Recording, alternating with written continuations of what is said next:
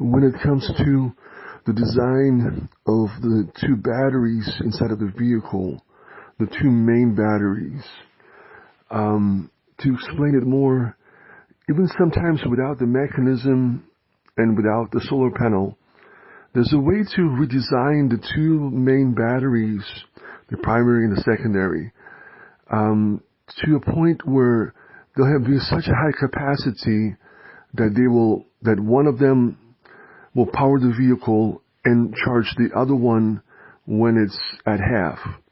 It could even be at 60%. It really, it depends. It could be at half, it could be at 60%.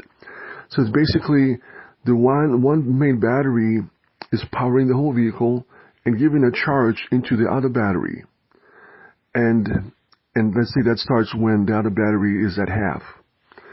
It's at half. So as you're driving, in the meantime, you're driving the vehicle and everything's okay. You're powering the vehicle.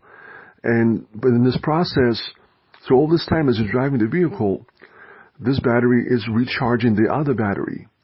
But it's a high capacity. That means it has enough charge to keep the vehicle going and at the same time recharge the other battery. So just in time, when the primary battery gets to half or gets to 60%, and the other battery, as soon as the other battery gets fully charged, the computer shifts and uses the secondary battery that is fully charged. So it could be at half, it could be at 60%. Basically it shifts, and now the secondary battery is powering the vehicle. You keep on driving, the consumer keeps on driving the vehicle. It's powering the vehicle, and it's also recharging back the primary battery. So the second battery is in control now, in a sense of it gives that, the energy for the vehicle to run, to keep on driving from the charge, and it's also replenishing the primary main battery. And so it needs to be to be high capacity, in the way that you keep on driving, the vehicle keeps on driving, but in the meantime, you're also charging up back, restoring that charge in the primary battery. As soon as the primary battery gets to a fully recharged, then the computer sequence shifts. The computer shifts that back into the primary battery. Now using the primary battery, you're driving the vehicle, and it is recharging the secondary battery. So it's just, sometimes the option is to redesign the batteries to such a degree, and hopefully they'll be able to do that also, to such a degree where it has enough power to power the vehicle and recharge the other battery. And once everything's done, it's either at 60%. Once the other battery is recharged, the other battery is at 60% or at half. So sometimes you think maybe there's something else that's needed to be added into it to accelerate the recharge process, to make sure that the battery that's powering the vehicle is not going to lose too much of a charge. So you have this balance, so that the other battery can be recharged at super fast pace, and then it can just shift, the reliance of the vehicle will shift back onto that battery. So then it will still recharge the other battery and keeps the vehicle moving, keeps the vehicle going. It just, the logic of it, I think, when you think of it, I think it's possible to redesign the batteries to such a high capacity degree that it can power the vehicle and at the same time recharge the other battery. I don't know if they have to do it only with one battery, to be such a high capacity so they can recharge the battery and power the vehicle, or it could be in a different, or they have to redesign both batteries that way. It's one of those things. It's one of those options to consider, but it's something that's doable. It seems like it's really doable to create a vehicle to make a vehicle run off of two main batteries, high capacity batteries where they will replenish one another. So once again, if you're using the primary battery, you're powering the vehicle and you're recharging the secondary battery. So as you're recharging, and that secondary battery was at half. So it was at half, so you recharge it to full, and now the reliance of the vehicle shifts on the secondary battery that's full. So when it's fully charged, that means the primary battery is at half. So kind of to redesign them to a way that they have enough power to be able to power the vehicle and recharge the other battery and not lose too much of a charge. I mean, they'll lose some of it. And the example is, the plug that comes in the vehicle. You can plug in things and run electronics as you're driving. Or, they have sometimes, some vehicles nowadays have an outlet. Or you can have a lighter where you can put an inverter and you can run electronics. You can, a laptop or watch TV. You can use electronics as you're driving. And so you're doing two things. So it's the same battery in the vehicle that's allowing those things. You're driving the vehicle, in the battery, in the electric vehicle is powering that vehicle. And then it gives you, allowing you to use your electronics to be plugged into the vehicle. So this is the same example, but this example is you have a secondary battery that's really high capacity, that's really big size, and I guess the primary is supposed to be really high capacity and big size. And also, if you think about it, and now this primary is charging that other battery when it's at half. And at the same time, it's powering the vehicle.